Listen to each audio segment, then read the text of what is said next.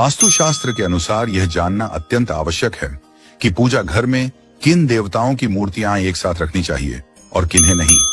पूजा घर में भगवान श्री कृष्ण और राधा रानी की मूर्ति एक साथ अवश्य रखनी चाहिए।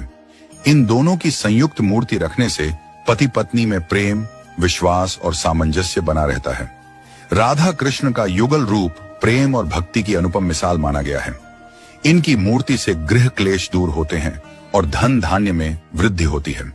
वास्तुशास्त्र के अनुसार शिवलिंग और भगवान विष्णु की मूर्तियां एक साथ नहीं रखनी चाहिए, क्योंकि दोनों की पूजा पद्धति भिन्न होती है। भगवान विष्णु तुलसी पत्र के बिना भोग स्वीकार नहीं करते, जबकि भगवान शिव को तुलसी पत्र अर्पण करना वर्जित है। अतः इनकी मूर्तियां अलग अलग स्थान पर रखनी चाहिए। पूजा घर में ब्रह्मा, विष्णु और महेश, इन तीनों की मूर्तियां एक साथ नहीं रखनी चाहिए। हालांकि किसी अन्य स्थान पर इनकी तस्वीर लगाई जा सकती है। शास्त्रों में ब्रह्मदेव की मूर्ति रखना वर्जित माना गया है। विवाहित दंपति के शयन कक्ष में हनुमान जी की तस्वीर अथवा मूर्ति नहीं रखनी चाहिए। हनुमान जी ब्रह्मचारी हैं, इसलिए उनकी उपस्थिति वहां उपयुक्त नहीं मानी जाती जहां दाम्पत्य जीवन का संचालन होता है। यदि कोई अविवाहित है तो वह अपने कमरे में हनुमान जी की मूर्ति रख सकता है, परंतु विवाह के पश्चात उस मूर्ति या तस्वीर को वहां से हटा देना चाहिए। पूजा घर में मृत परिजनों की तस्वीरें कभी नहीं रखनी चाहिए। वे हमारे पूज्य अवश्य हैं, परंतु ईश्वर नहीं।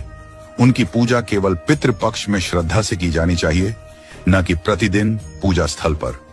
इसी प्रकार साधु संतों की तस्वीरें भी पूजा घर में नहीं लगानी चाहिए। पूजा घर में राहु, केतु, शनिदेव, मां काली आदि की मूर्तियां या तस्वीरें नहीं रखनी चाहिए, क्योंकि ये देवता उग्र प्रकृति के होते हैं। इनकी पूजा विशेष तंत्र साधना द्वारा की जाती है। यदि पूजा विधिवत न हो पाए तो इसके दुष्परिणाम भी हो सकते हैं। इन देवताओं को मन में श्रद्धा और मंत्र जप द्वारा स्मरण किया जा सकता है।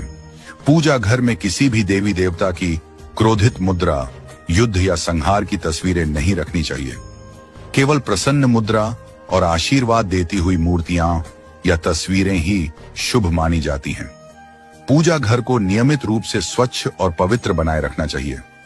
यदि समय की कमी हो तो केवल एक ही आराध्य या कुलदेवता की मूर्ति रखें और उसी की नित्य श्रद्धा से पूजा करें। बहुत सारी मूर्तियां रखकर यदि नियमित पूजा न की जाए तो यह देवताओं का अपमान माना जाता है।